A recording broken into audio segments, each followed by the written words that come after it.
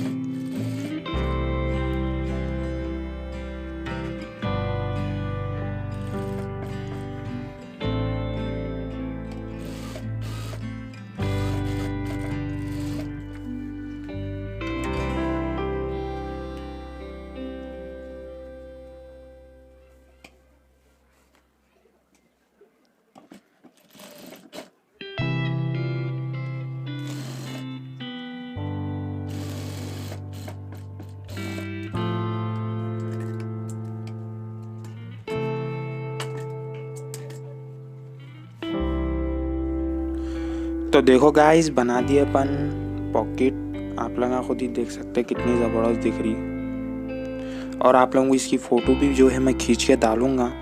हो सकता है आप लोगों को इस तरीके से जो है क्लियर नहीं दिख रही होंगी, कैमरा सही से फोकस नहीं कर पा रहा। अब जो है करा देखो कैमरा फोकस, तो देखो कितनी ज़बरदस्त बनी। इस तरीके से जो है इन्हें बनेंगी और इस तरीके से बैठेंगी।